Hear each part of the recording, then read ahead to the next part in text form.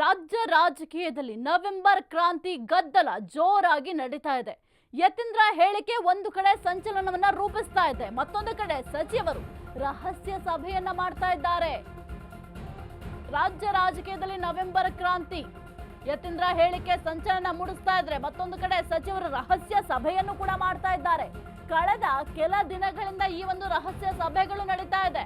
CM ಸ್ಥಾನ ರೇಸ್ನಲ್ಲಿ ಜಾರಕಿಹೊಳಿ ಹೆಸರು ಮುನ್ನೆಲೆಗೆ ಬಂದಿತ್ತು. ಈ ಬೆನ್ನಲ್ಲೇ ಕೈ ಪಾಳ್ಯದಲ್ಲೇ ಹಲವು ಲೆಕ್ಕಾಚಾರವನ್ನ ಹಾಕ್ತಾ ಇದ್ದಾರೆ. ಸತೀಶ್ ಜಾರಕಿಹೊಳಿಯನ್ನ ಪಕ್ಕಕ್ಕಿಟ್ಟು ದಲಿತ ಸಚಿವರು ಈ ಒಂದು ಸಭೆಯನ್ನ ಮಾಡ್ತಿದ್ದಾರೆ. ಜಾರಕಿಹೊಳಿಯನ್ನೇ ಒಬ್ಬಂಟಿ ಮಾಡಿದ್ರ ಹಾಗಾದ್ರೆ ಸಚಿವರು? ರಾಜ್ಯ ರಾಜಕೀಯದಲ್ಲಿ ನವೆಂಬರ್ ಕ್ರಾಂತಿಯ ಗದ್ದಲ, ಕೋಲಾಹಲ ಎಲ್ಲವೂ ಕೂಡ ಜೋರಾಗಿ ನಡೀತಾ ಇದೆ. ಯತೀಂದ್ರ ಸಿದ್ದರಾಮಯ್ಯ ಕೊಟ್ಟಂತಹ ಹೇಳಿಕೆ ಭಾರೀ ಸಂಚಲನ ಸೃಷ್ಟಿ ಮಾಡಿತ್ತು. ಮತ್ತೊಂದು ಕಡೆ ಸಚಿವರು ರಹಸ್ಯ ಸಭೆಯನ್ನ ಮಾಡ್ತಾ ಇದ್ದಾರೆ. ಕಳೆದ ಕೆಲ ದಿನಗಳಿಂದಲೂ ಕೂಡ ಈ ಒಂದು ರಹಸ್ಯ ಸಭೆಯನ್ನ ಮಾಡ್ತಾ ಇದ್ದಾರೆ. ಸಿಎಂ ಸ್ಥಾನ ರೇಸ್ನಲ್ಲಿ ಜಾರಕಿಹೊಳಿ ಹೆಸರನ್ನ ಮುನ್ನೆಲೆಗೆ ತಂದಿದ್ರು.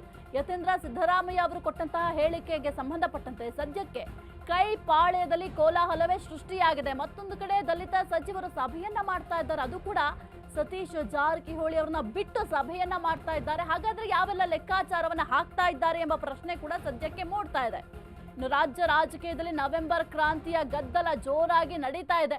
ಒಂದು ಕಡೆ ಯತೀಂದ್ರ ಸಿದ್ದರಾಮಯ್ಯ ಹೇಳಿಕೆಯನ್ನ ಸಿಎಂ ಸಿದ್ದರಾಮಯ್ಯ ಆಪ್ತ ವಲಯದವರು ಸಮರ್ಥನೆಯನ್ನ ಮಾಡುವಂತಹ ಕೆಲಸವನ್ನ ಮಾಡ್ತಾ ಇದ್ದಾರೆ. ಮತ್ತೊಂದು ಕಡೆ ಡಿಸಿಎಂ ಡಿಕೆ ಶಿವಕುಮಾರ್ ಅವರ ಬಣದವರು ಡಿಸಿಎಂ ಡಿಕೆ ಶಿವಕುಮಾರ್ ಅವರ ಬ್ಯಾಟಿಂಗ್ ಅನ್ನ ಮಾಡ್ತಾ ಇದ್ದಾರೆ. ಇದರ ನಡುವೆ ಈಗ ದಲಿತರು ಈಗ ಸದ್ಯಕ್ಕೆ ಸಭೆಯನ್ನ ಮಾಡ್ತಾ ಇದ್ದಾರೆ, ದಲಿತ ನಾಯಕರು. ಹಾಗಾದ್ರೆ ಏನೆಲ್ಲ ಚರ್ಚೆಯನ್ನ ಮಾಡಿರಬಹುದು? ಇದರ ಜೊತೆಗೆ ಸತೀಶ್ ಜಾರಕಿಹೊಳಿ ಅವರನ್ನ ಪಕ್ಕಕ್ಕಿಟ್ಟು ಸಭೆಯನ್ನ ಮಾಡ್ತಾ ಇದ್ದಾರೆ. ಈ ಒಂದು ಸಭೆಗೆ ಅವರಿಗೆ ಆಹ್ವಾನವನ್ನು ಕೂಡ ಕೊಟ್ಟಿಲ್ಲ. ಹಾಗಾದ್ರೆ ಯಾವ ಕಾರಣಕ್ಕೆ ಕೊಟ್ಟಿಲ್ಲ ಎಂಬ ಪ್ರಶ್ನೆ ಕೂಡ ಸದ್ಯಕ್ಕೆ ಮೂಡ್ತಾ ಇದೆ. ಇನ್ನು ಜಾರಕಿಹೊಳಿಯನ್ನೇ ಒಬ್ಬಂಟಿ ಮಾಡಿದ್ರಾ ಎಂಬ ಪ್ರಶ್ನೆ ಕೂಡ ಮೂಡ್ತಾ ಇದೆ. ಯತೀಂದ್ರ ಹೇಳಿಕೆ ಅಹಿಂದ ಸಚಿವರನ್ನೇ ಬೇರೆ ಮಾಡ್ತಾ ಹಾಗಾದ್ರೆ ನಿನ್ನೆಯೂ ಸಭೆ ಮಾಡಿರೋ ಪರಮೇಶ್ವರ್, ಮಹದೇವಪ್ಪ. ಆದ್ರೆ ಈ ಒಂದು ಸಭೆಯಲ್ಲಿ ಸತೀಶ್ ಜಾರಕಿಹೊಳಿ ಅವರು ಇರಲಿಲ್ಲ. ದಿನೇಶ್ ಗುಂಡೂರಾವ್ ಮತ್ತು ಎಂಬಿ ಪಾಟೀಲ್ ಕೂಡ ಭಾಗಿಯಾಗಿದ್ರು. ದಲಿತ ಸಿಎಂ ಆಗ್ಲೇಬೇಕು ಅಂತಿರೋ ಕೆಲವು ನಾಯಕರು, ದಲಿತ ನಾಯಕರಿಗೆ ಲಿಂಗಾಯತ ಸಚಿವರು ಕೂಡ ಸಾಥ್ ನೀಡಿದ್ರ? ಹಾಗಾದ್ರೆ ಜಾರಕಿಹೊಳಿಯನ್ನ ದೂರ ಮಾಡಿದ್ರ ದಲಿತ ಸಚಿವರು? ಇಷ್ಟೂ ದಿನಗಳಿಂದ ತ್ರಿಮೂರ್ತಿ ಸಚಿವರ ಸಭೆ ಮೇಲೆ ಸಭೆ ನಡೀತಾ ಇತ್ತು. ಆದ್ರೆ ಈಗ ಅವರನ್ನ ಕೈ ಬಿಟ್ಟಿದ್ದಾರೆ. ಈಗ ದಲಿತ ಸಚಿವರಿಂದ ಜಾರಕಿಹೊಳಿ ದೂರ ದೂರ. ಯತೀಂದ್ರ ಸಿದ್ದರಾಮಯ್ಯ ಕೊಟ್ಟಂತಹ ಹೇಳಿಕೆಯಿಂದ ಅಹಿಂದ ಸಚಿವರು ಸತೀಶ್ ಜಾರಕಿಹೊಳಿ ಅವ್ರನ್ನ ದೂರ ಮಾಡಿದ್ರ ಎಂಬ ಪ್ರಶ್ನೆ ಕೂಡ ಮೂಡ್ತಾ ಇರುವಂತದ್ದು. ನಿನ್ನೆ ಸಭೆ ಮಾಡಿದ್ದಾರೆ ಪರಮೇಶ್ವರ್ ಮತ್ತೆ ಮಹದೇವಪ್ಪ ಅವರು, ಜೊತೆಗೆ ದಿನೇಶ್ ಗುಂಡೂರಾವ್ ಮತ್ತು ಎಂಬಿ ಪಾಟೀಲ್ ಕೂಡ ಭಾಗಿಯಾಗಿದ್ರು. ಆದ್ರೆ ಸತೀಶ್ ಜಾರಕಿಹೊಳಿ ಅವರಿಗೆ ಈ ಒಂದು ಸಭೆಗೆ ಆಹ್ವಾನ ನೀಡಿಲ್ಲ. ಹೆಚ್ಚಿನ ಮಾಹಿತಿ ನೀಡ್ತಾರೆ ನಮ್ಮ ಪ್ರತಿನಿಧಿ ದೀಪಾ ಕುಕ್ವಾಡ. ನಿನ್ನೆ ಕೂಡ ಸಭೆ ಮಾಡಿದ್ದಾರೆ ದಲಿತ ಸಚಿವರು. ಆದ್ರೆ ಈ ಒಂದು ಸಭೆಗೆ ಸತೀಶ್ ಜಾರಕಿಹೊಳಿ ಅವರಿಗೆ ಯಾವುದೇ ರೀತಿಯ ಆಹ್ವಾನವನ್ನ ಕೊಟ್ಟಿಲ್ಲ. ಯತೀಂದ್ರ ನೀಡಿದಂತಹ ಹೇಳಿಕೆಯಿಂದ ಏನಾದ್ರೂ ಸತೀಶ್ ಜಾರಕಿಹೊಳಿ ಅವರನ್ನ ದೂರ ಇಟ್ಟಿದ್ದಾರಾ ಅಹಿಂದ ಸಚಿವರು ಅಂತ?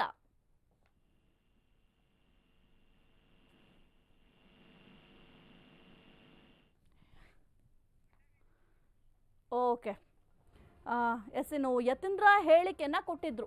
ಇನ್ನು ಸಿಎಂ ರೇಸ್ನಲ್ಲಿ ಸತೀಶ್ ಜಾರಕಿಹೊಳಿ ಅವರು ಕೂಡ ಇದ್ದಾರೆ. ಅವರು ಸಮರ್ಥವಾಗಿ ಎಲ್ಲವನ್ನು ಕೂಡ ನಿಭಾಯಿಸ್ತಾರೆ. ನಮ್ಮ ತಂದೆಯ ಕಾಲಾವಧಿ ಮುಗಿದ ನಂತರ ಸತೀಶ್ ಜಾರಕಿಹೊಳಿ ಅವರನ್ನ ನಾವು ಬೆಂಬಲಿಸ್ತೀವಿ ಎಂಬ ಹೇಳಿಕೆನ ಯತೀಂದ್ರ ಅವರು ಕೊಟ್ಟಿದ್ರು. ಆ ಒಂದು ಹೇಳಿಕೆ ಕೈ ಪಾಳ್ಯದಲ್ಲಿ ಸಾಕಷ್ಟು ಚರ್ಚೆಗೆ ಗ್ರಾಸ ಆಗಿತ್ತು, ಕೋಲಾಹಲವನ್ನ ಸೃಷ್ಟಿ ಮಾಡಿತ್ತು. ಈಗ ಅಹಿಂದ ಸಚಿವರೇ ಸತೀಶ್ ಜಾರಕಿಹೊಳಿ ಅವರನ್ನ ದೂರ ಮಾಡಿದ್ರೆ ಎಂಬ ಪ್ರಶ್ನೆ ಕೂಡ ಮೂಡ್ತಾ ಇರುವಂತದ್ದು. ಯಾಕಂತಂದ್ರೆ ನಿನ್ನೆ ಕೂಡ ಸಭೆ ಮಾಡಿದ್ದಾರೆ. ಆ ಒಂದು ಸಭೆಗೆ ಸತೀಶ್ ಜಾರಕಿಹೊಳಿ ಅವರಿಗೆ ಆಹ್ವಾನ ಕೊಟ್ಟಿಲ್ಲ. ಈ ಮೊದಲು ಅವರನ್ನ ಎಲ್ಲಾ ಒಂದು ಸಭೆಗೂ ಕೂಡ ಕರೀತಾ ಇದ್ರು. ಆದ್ರೆ ಯಾಕೆ ಸಭೆಯಿಂದ ದೂರ ಇಟ್ಟಿದ್ದಾರೆ ಎಂಬ ಪ್ರಶ್ನೆ ಕೂಡ ಸದ್ಯಕ್ಕೆ ಮೂಡ್ತಾ ಇದೆ.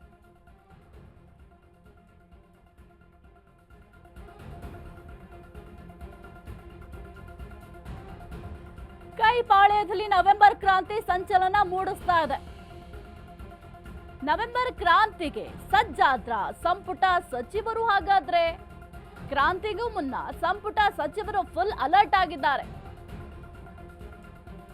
ಹೈ ಪ್ರೋಗ್ರೆಸಿವ್ ರಿಪೋರ್ಟ್ ಕೇಳಿದ್ರೆ ಕೊಡಲು ತಯಾರಿ. ತಮ್ಮ ಇಲಾಖೆ ಕೆಲಸ ಕಾರ್ಯಗಳ ಬಗ್ಗೆ ಗಮನ, ಇಲಾಖೆಯ ಅಭಿವೃದ್ಧಿ ಸಾಧನಾ ಬಗ್ಗೆ ವರದಿ ತಯಾರಿ ಮಾಡ್ತಾ ಇದ್ದಾರೆ. ಅಭಿವೃದ್ಧಿ ವರದಿಯನ್ನ ತಯಾರಿಸಿಕೊಳ್ತಿರೋ ಸಚಿವರು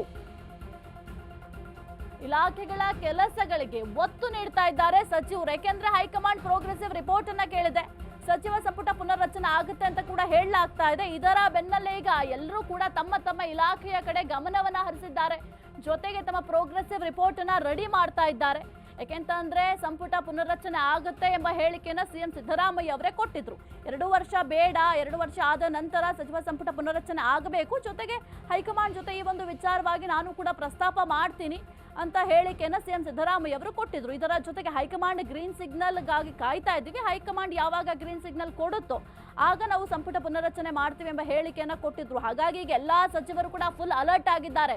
ತಮ್ಮ ತಮ್ಮ ಇಲಾಖೆಗಳ ಕಡೆ ಗಮನವನ್ನ ಹರಿಸ್ತಾ ಇದ್ದಾರೆ. ತಮ್ಮ ತಮ್ಮ ಇಲಾಖೆಯನ್ನು ಅಭಿವೃದ್ಧಿ ಮಾಡಲಿಕ್ಕೆ ಪ್ಲಾನ್ ಮಾಡ್ತಾ ಇದ್ದಾರೆ. ಯಾಕೆಂತಂದ್ರೆ ಹೈಕಮಾಂಡ್ಗೆ ಈಗ ಎಲ್ಲಾ ಸಚಿವರೇನಿದ್ದಾರೆ ಅವರೆಲ್ಲರೂ ಕೂಡ ತಮ್ಮ ಪ್ರೋಗ್ರೆಸಿವ್ ರಿಪೋರ್ಟ್ ಅನ್ನ ಕೊಡಬೇಕಾಗುತ್ತೆ. ಜೊತೆಗೆ ಈಗ ಕೆಲವೊಂದಿಷ್ಟು ಆಕಾಂಕ್ಷಿಗಳು ಕೂಡ ಇದ್ದಾರೆ. ಹಾಗಾಗಿ ತಾವು ಏನೆಲ್ಲ ಕೆಲಸವನ್ನ ಮಾಡ್ತಾ ಇದ್ದೀವಿ ಅನ್ನೋದನ್ನ ಹೈಕಮಾಂಡ್ ಗಮನಕ್ಕೆ ತರಬೇಕಾಗತ್ತೆ.